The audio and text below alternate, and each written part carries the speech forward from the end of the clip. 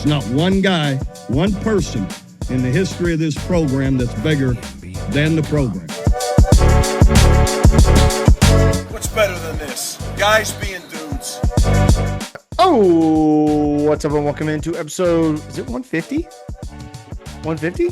Episode 150 of the Program Guys podcast. My name is Mason Prince, joined with you as always by Mark Hall, Matt Gann, No Patrick Hertzberger, Ryan Tyson today. Today is a Wednesday, November 20th. Be sure to like and subscribe on our YouTube channel. Find us on all of our social media at Program Guys with a Z on our Facebook, Twitter, Instagram, TikTok.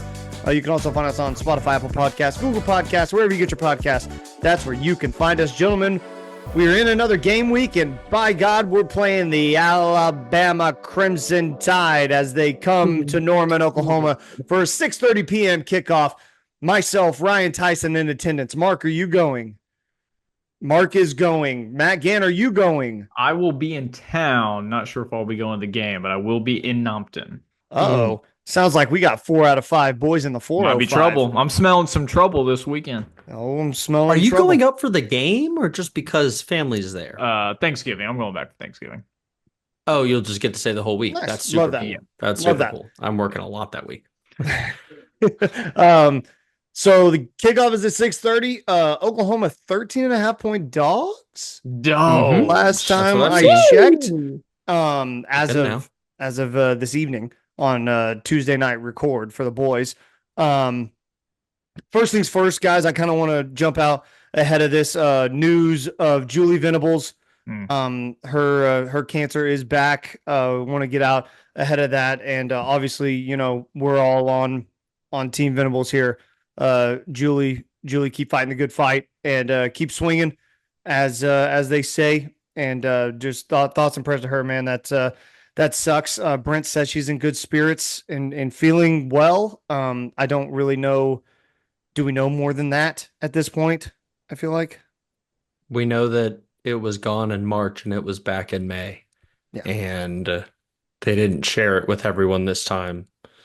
So you wonder all of the bad things that you wonder, you know, but hopefully caught it in time, caught it at a good time, and they're tackling it the way that the Venables family seems to tackle everything. And that's with 100% of themselves, of tenacity, toughness, grace, power, all of the things that we see Brent bring to the role, even if, you know, the on the field shit doesn't matter at all compared to all of this. But you can see the kind of man he is, and always hoping the best for his wife, Julie. Yeah. Matt, anything to add, man?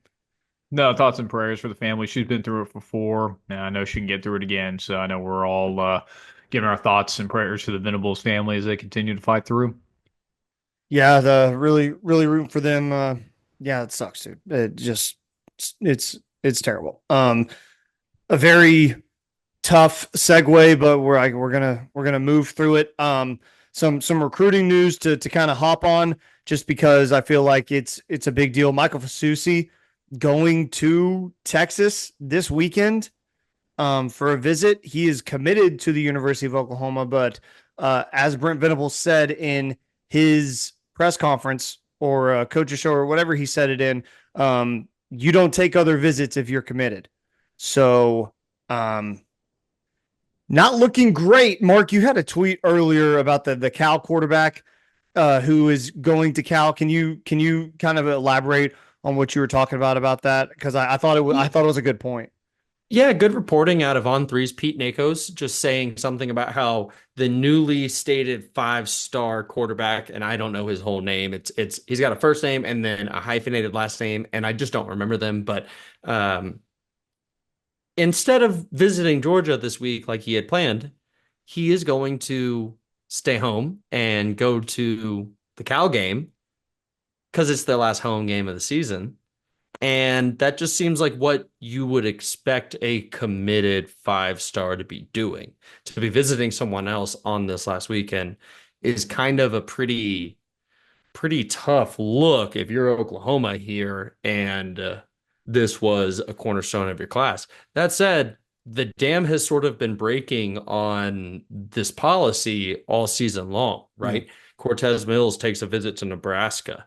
Jaden O'Neal takes a visit just last week to Colorado. We've all sort of forgotten it in our memories, but Cortland Guillory, cornerback out of Klein Oak, took a visit to Texas earlier in the season as well. And now Michael Fasusi is obviously the biggest domino of all of those. But, as the team is getting tested on the field, we're seeing the off the field policy, commitment to it, and dedication from the class also be tested. And I'm greatly concerned about the Michael Fasusi recruitment. I'm concerned about it as well. And it might be the final nail in Bill Bedenball's coffin if Fasusi ends up not signing. I feel like that was Bedenball's saving grace, right? We've said it on this program.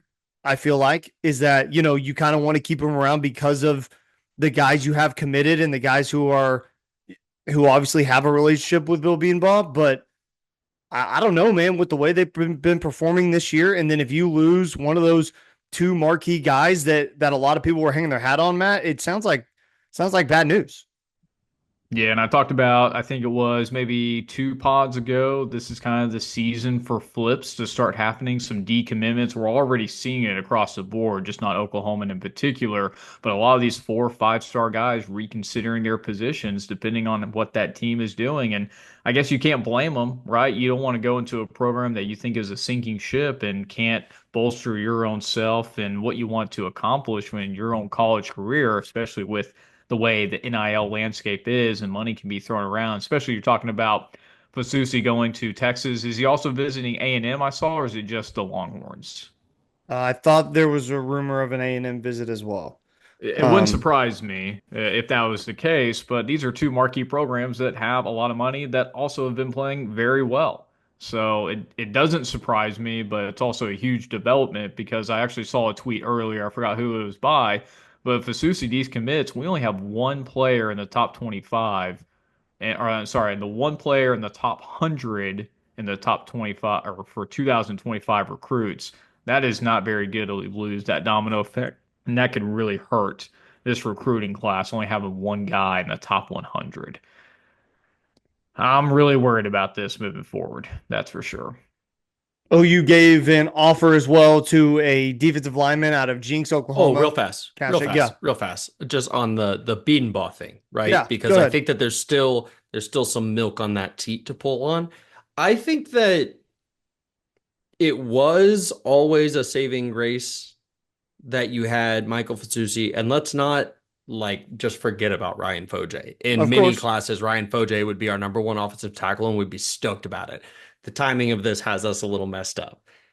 But keeping those in house, and then now that we know for sure outside hire at OC, let's see what happens with that hire because everyone here remembers when a young Lincoln Riley came from ECU and he had a random wide receivers coach and he had a terrible strength and conditioning coach. He didn't have a line coach.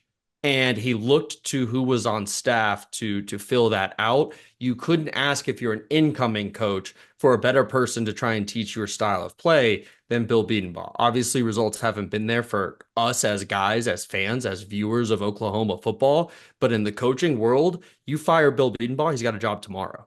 So I promise you, he is going to be highly respected and highly regarded and very possibly retained under a new OC. It all just depends on if that guy has those relationships coming in, I think. It's a very good point. Let us know down below in the comments what you think about the Michael Fasusi recruitments and him taking a visit.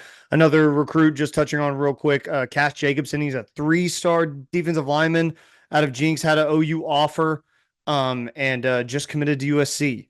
Took an official visit to USC last weekend and committed like at the end of that visit. So an in-state guy leaving like To the worst place. to the worst place. You can't lose that battle. I know the kid Cash personally. He's a great kid. Got a good head on his shoulders. Comes from a great family. Like USC that's is a a great battle. school. That's a battle you can't lose. Yep. You can't do that.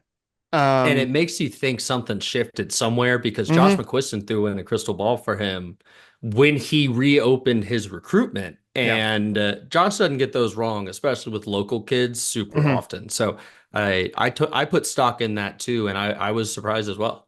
Yeah, pretty. And now it's just Trent Wilson because we already lost Floyd Boucard. Yeah. So suddenly you're looking at the class to Matt's point earlier, and You've got Foje, you've got Trent Wilson. I need more big bodies too. Mhm. You do. You got to have more big bodies. Not ideal. Not ideal time in Norman, Oklahoma right now. Probably the worst time to be inviting the Alabama Crimson Tide into Norman. And they are figuring their shit out. They are a team that is hot right now and not a fun time to be playing Alabama. Jalen Milroe is looking very, very good, looking every bit the part of a first round NFL draft pick coming up this spring. But we'll start with the OU defense, guys, like trying to slow down this Alabama offense. What can they do? Truly, I don't know.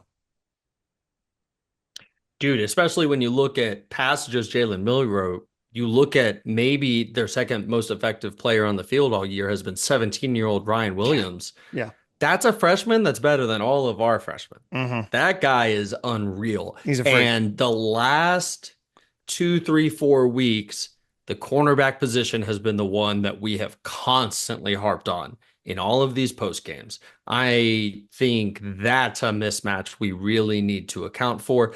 Ordinarily, I would just say, all right, you're Brent Venables, send some crazy pressure and just go get the guy. In this case, the guy runs a 4.4 and he's as big as our linebackers. So I think it's really a tough place to be in. I know that like the obvious, easy, dumb thing is, oh, okay, spy him. But maybe we do just do the dumb, obvious, easy thing and spy him with a guy like Danny Stutzman, who we know has the size, has the closing speed, and has the ability to take the right angle in those situations. That seems to be all you can do to try and neutralize the Jalen Milroe side of it. Yeah. It could be, a big moment, a big game for Kip Lewis as well. You talk about closing speed, that's a guy, Kip Lewis, he's got it.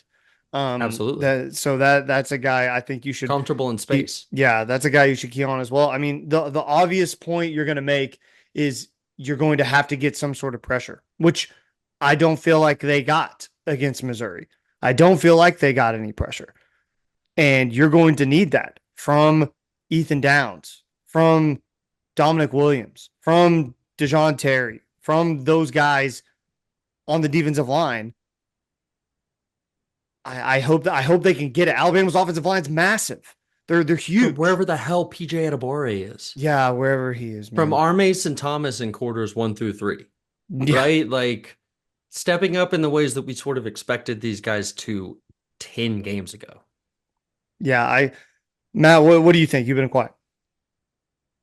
It's just going to be tough. I mean, they have a lot of weapons, not only in the wide receiver group, but also in the running back group. I mean, I was just looking; they got several running backs on their roster that have had 70 plus carries, averaging almost 6 yards a clip.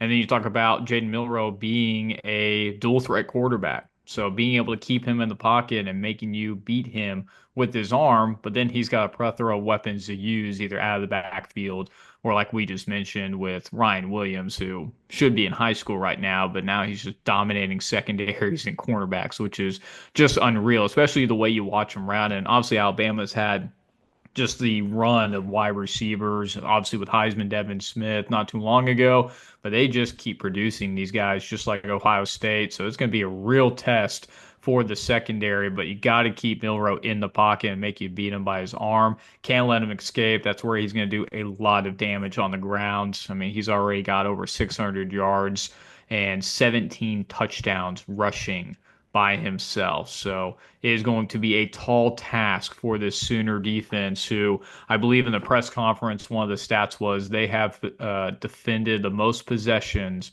in college football. So they are going to be a tired group, and this Alabama team is going to be no different. That was from Brent directly, by the way. Yeah. According to George Stoya.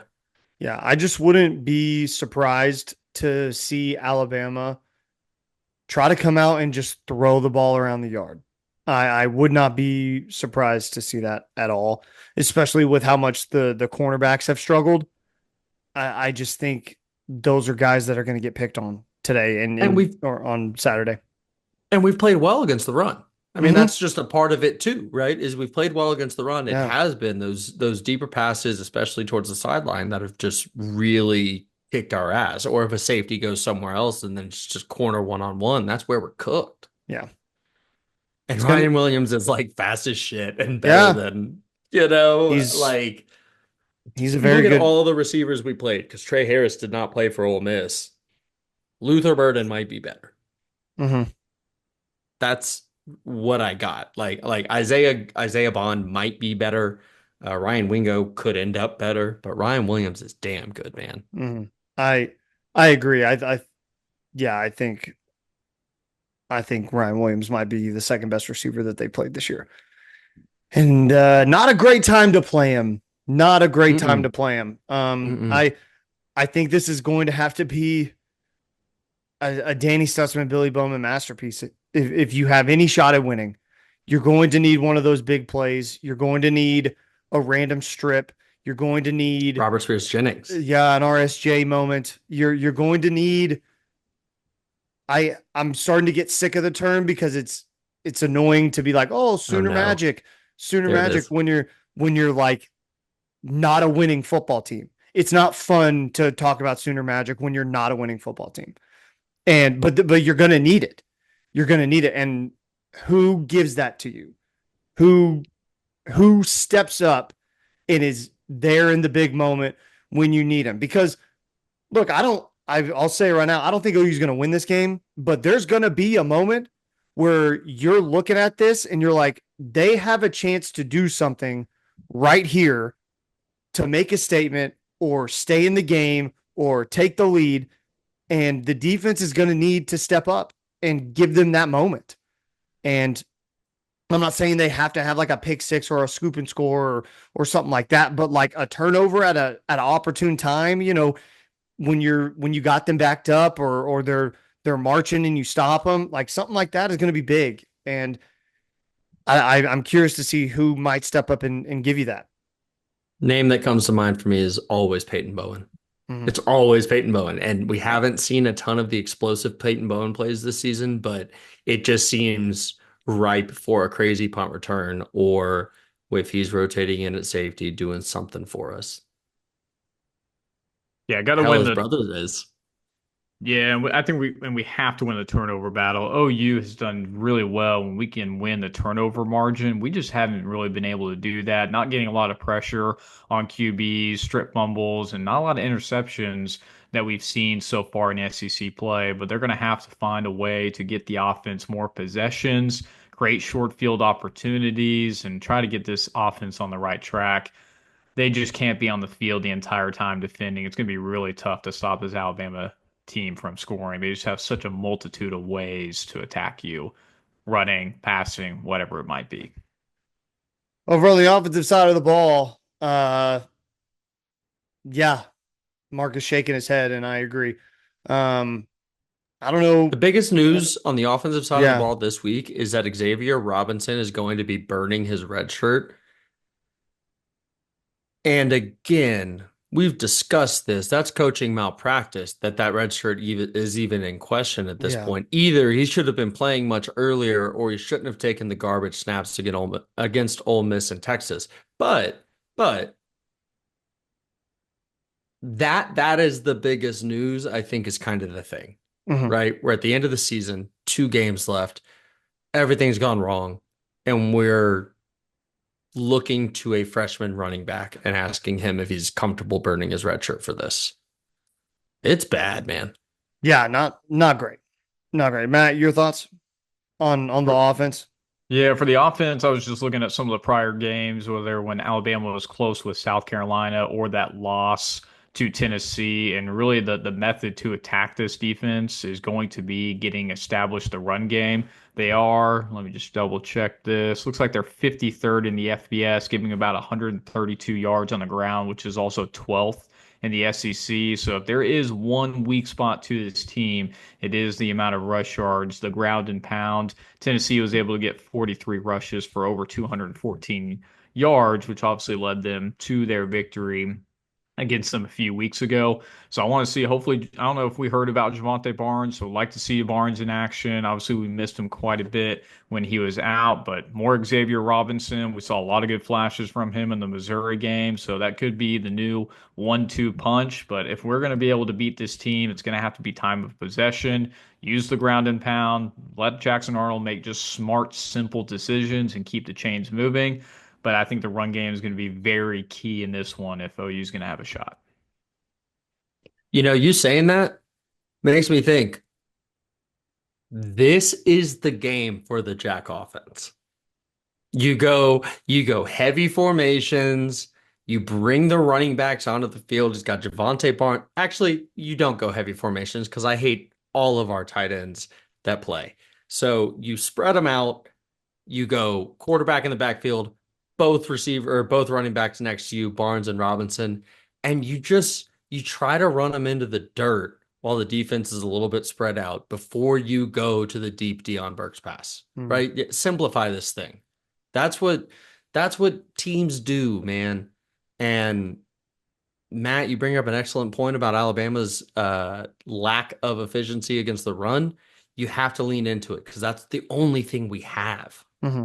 It's the only thing you have, and you can't rely on your offensive line to block for Jackson Arnold in the pass game. So you are going to have to rely on the run game because you don't have another option. You will not be able to block them in the pass game. You won't. We've seen it, and I know you won't. So you have to run the ball with efficiency somehow. The key for me, you can't take negative plays on first down. You have to start your drive or whatever it is. First down has to be a gain of some kind. So whatever play you got to call to get a gain of 2 to 3 yards to keep you in front of the sticks, do that. Do that. Don't get cute. Don't do any weird stuff, any like wide receiver I was about screens. to say, hold on. Every first down, you just need to figure out the right Bauer Sharp play. Dude, I know. No, you know what's hilarious? It's just watching the Dolphins game this past weekend, they're playing Brock Bowers. They're playing Brock Bowers. And like Brock Bowers is what Joe John Finley thinks Bauer Sharp is. Like the way that they use Brock Bowers, I'm like, these are all Bauer Sharp plays, but Bauer Sharp's not good enough to do them. Like this is what they think he is, and he's not. And it's infuriating to see that. But that's a little side piece. I stop drawing stuff up for Bauer Sharp. Stop doing it. You are this deep into the season and it hasn't worked all year. Why would you continue to do it now? Just move on. Because it's Joe John Finley drawing the plays. I know. You know why. I know. You know why. But like, it Diego doesn't Pavia work. had 20 carries against Alabama. That's something I just looked up. Wow. Might be interesting for us. Wow. Jackson Arnold led the team in carries against. Yeah, he did. 2 games ago. Missouri, whoever Ole was Miss. for Missouri. Ole Miss led the team in carries against Missouri or Ole Miss. So something to look at maybe. Jackson Arnold's got to hang on to the Ole damn Miss ball. is what I was thinking of. Yeah, absolutely. Jackson If he gets Arnold's 20 gotta hang on the carries, that's 3 fumbles for Jackson this season. I know. Look, man, could you come away with a win? Like, could you BS your way? Absolutely. Yeah, you can. Absolutely. You still have talent. You still have a game to play. Division I football players, you're at home, a night game. This team has underperformed, but I guarantee you that stadium's going to be packed and people are going to be behind them and they're going to be there cheering them on, ready to go. Like the energy will be there. It's up to those guys to play up to the level. And you know what? Maybe you do need some BS pitchy woo-woo stuff at some point. The weird Jackson Arnold, sweet pass thrown back across the field from Taylor Tatum. Like maybe that's what you need. Or Bauer Sharp. Maybe that's what you need. But you got to figure something out. But I think it all starts with a steady diet. Like Matt said, if Javante Barnes is healthy, feed the man. If he's healthy, feed him. If he's not healthy, if he's not healthy, I don't even want him in. Yes. If he's not healthy, don't even make him try to go. Just live with Xavier Robinson and Taylor Tatum and just say, you guys are getting 35 carries today and we're going to figure it out. Like, Honestly, I'm not do that. sure it's even like and of course he's going to be the leading carrier after I say this, right? But I'm not sure it's even like a Taylor Tatum thing. Maybe you just go Barnes and Robinson and try to pound downfield because yeah, maybe they key in on it and then you do have to run like a swing pass or something to Tatum, but Tatum has been so effective this season in space, and we have failed at getting him in space this season. Mm-hmm. Our success has been just downhill running the football with Javonte Barnes and Xavier Right. Robinson. Wonder if you just triple option this shit, man. I mean, not exactly that, but make it nasty. Mm-hmm. Make it nasty. I agree. Matt, anything to add? No, to Mark's point earlier, I like the two running backs in the backfield to allow one of them to block, but also just gives you a little bit of variety. If you have those two guys in the backfield, I mean, good luck. I mean, they're really good at falling forward, getting 2 or 3 yards. And Mason, to your point earlier, we can't fall behind the change. This team, Alabama's too good at getting to the quarterbacks, causing turnovers, fumbles, interceptions, whatever it might be. So ground and pound is the name of the game for this weekend to keep it tight, or if they want to be close in this one. Well, and also if you're behind the chains and you give Alabama a chance to blitz, like you're dead. You're dead.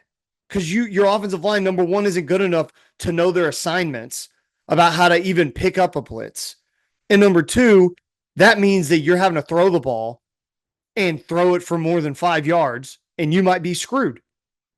So like you being in front of the chains is so important in this game. And it sounds so mundane and so simple, but folks, it hasn't been all year. It hasn't been. We've taken negative play after negative play after negative play on first down all year long. It can't happen in this game. You will lose by 30 if you do that. You will lose by 30 if you do that. Go ahead, Mark. I might have lost it, but I was thinking about, you at the same time, you also have to throw the ball a little deeper than we did last week. Like, what was the stat?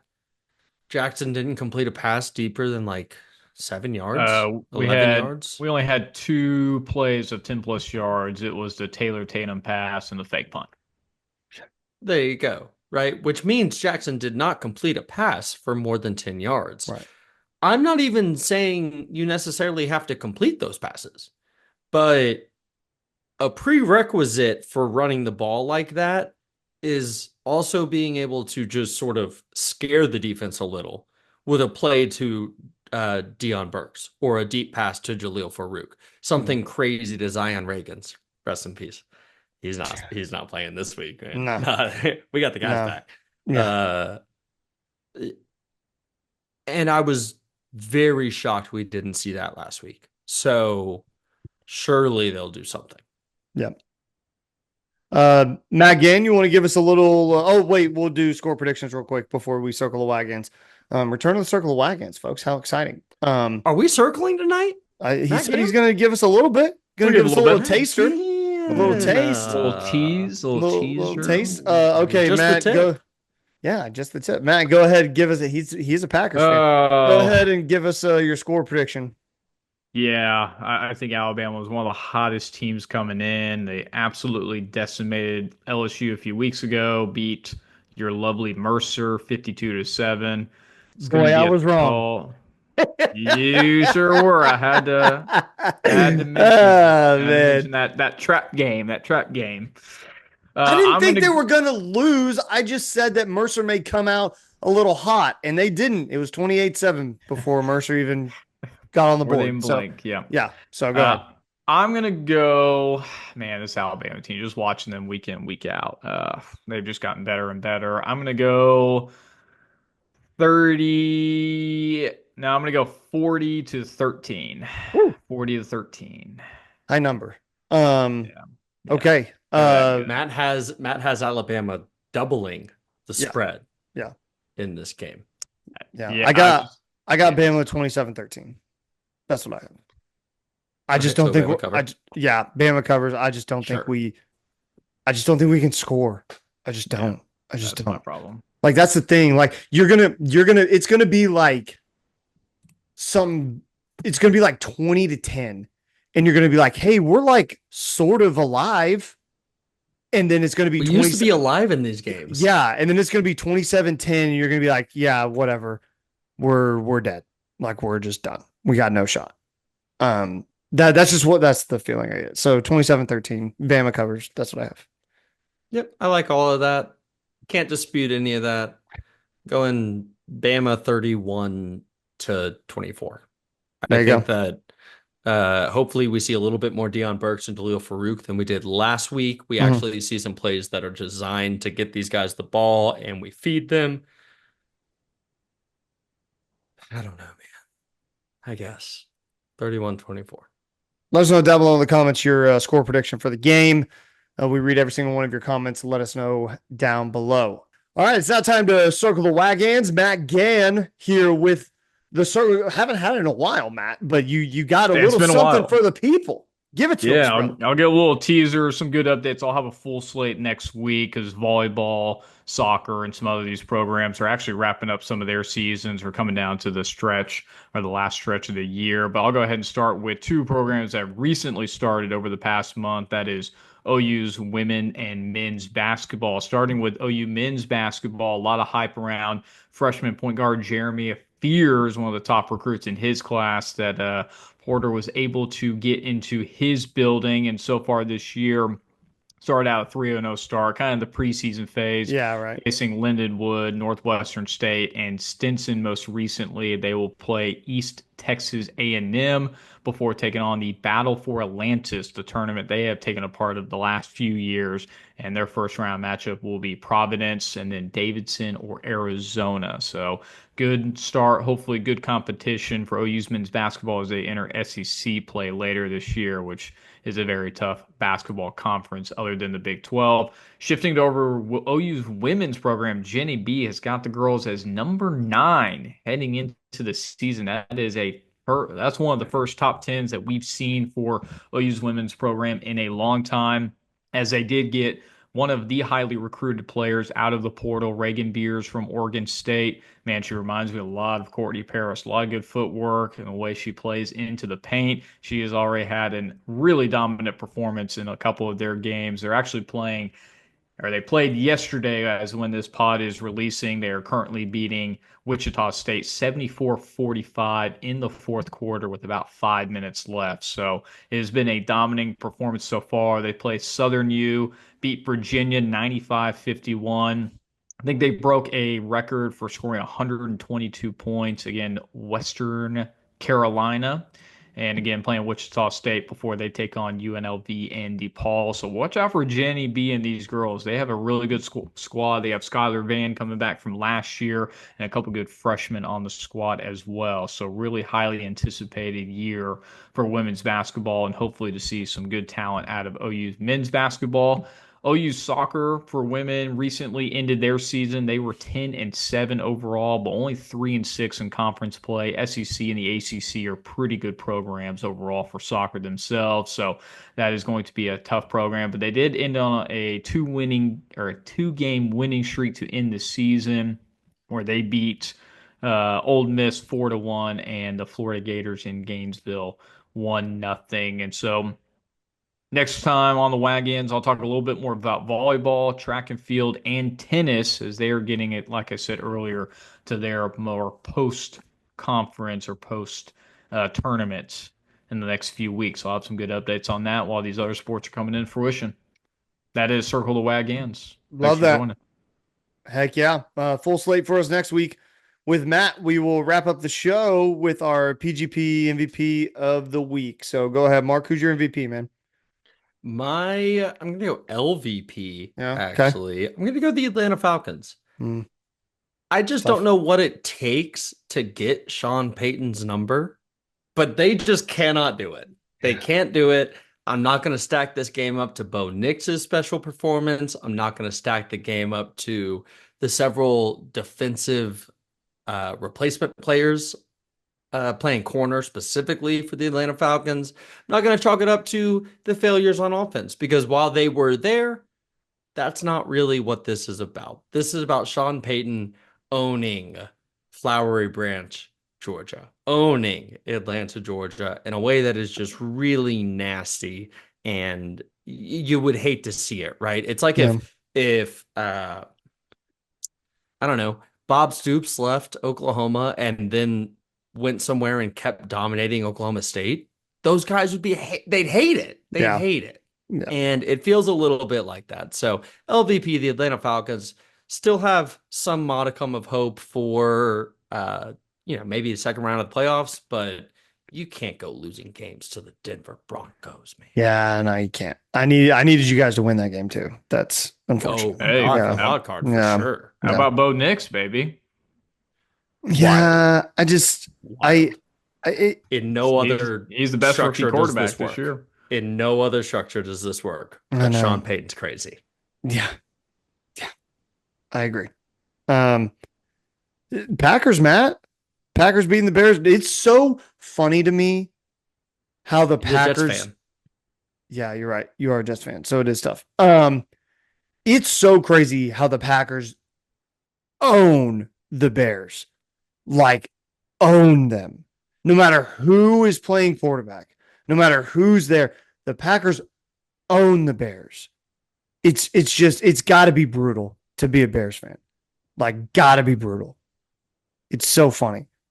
Yeah, that was going to be my MVP. The Packers continuing to own the Bears. The last time the Bears beat the Packers was when Caleb Williams was a sophomore in college, and the starting quarterback was Mitchell Trubisky, and they won, I think, 24-17. Since that time frame, the Bears have yet to beat the Packers, and it's funny too. I was watching a clip.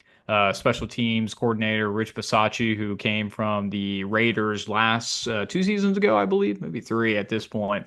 They said they saw tape on the specific line for the Bears field goal unit that was a little bit weaker, and they exploited it and got the blocked field goal. So I'll take it. They did their jobs, and they got a little bit lucky, but a win in the National Football League is a win no matter how you slice it. So Green Bay for continuing to own the Chicago Bears for this extended amount of time. Man, I think if you're the Bears, you got to fire Matt Eberflus. And I know he just signed a contract at Barstool. I'd give John Gruden a call. I was thinking Eberflus still. Sure. No, Do I'd give John Gruden a call. I would. I don't think anyone is calling him while that Raiders lawsuit is still. Is it still active. ongoing? I didn't know it was still active. So yeah, I believe that's it still won't. ongoing. Then you're right. Yeah, it won't. Nobody will take that shot then. Before you go, Mason. Yes. A quote about Michael Fasusi that we did not say earlier. Oh. From head coach Brent Venables, quote, "You're not committed if you're visiting other places." Close quote. Someone asked him directly. He answered very directly. At the same time, I'm seeing that Steve Wiltfong still has him at Oklahoma after all the dust settles. That said, pretty fiery thing to say about the 5-star heading into this. But the thing is, like, Mason. I get where Wiltfong's coming from, and he's an insider. He knows way more than I'm ever gonna know. Like, he's been doing it for a long time. The dude hasn't gone on the visit yet. Who the hell knows what's going to go on at that visit? You can be confident, but who the hell knows what goes on those OVs? Like, I don't feel good about it at all. But I agree with Brent. And also, if you're mad at Brent, not saying you are, Mark, but if you're a person who's like, why would Brent say that? This has been his MO since he got hired. He's not saying anything different he hasn't said before in a different way for the last 3 years. That this is how he feels. It's you. If you're committed, you don't go anywhere else. And if you go somewhere else, then we're going to recruit other people. We've not committed. Doing this for 3 years, right? Yeah. We've been talking about the policy for 3 years, and let's see what happens as we go into the home stretch of this recruiting season. Yeah. Well, and some people were like, "Oh, is his offer going to get taken?" In what world do you would rescind an offer? Nobody does that. It's still there. Yeah. You're just not counting him. Yeah. You're just not counting him the way you were before he took the visit. Right. And that's bad. And that's bad too. And that's Yeah. bad too, right? But Yeah. you're not going to rescind an offer from a player that you offered just for something like that. No, not at all.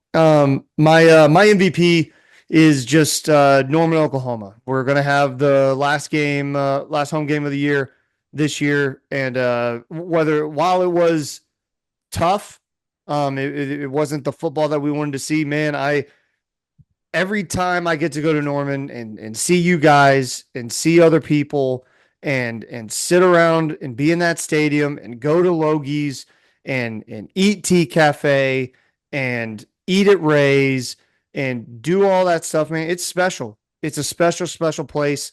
And I get it. It's not the season that everybody wanted, but man, I freaking love that place, dude. And it's a special place. And I love it a lot. Every moment I get to spend there is well worth it.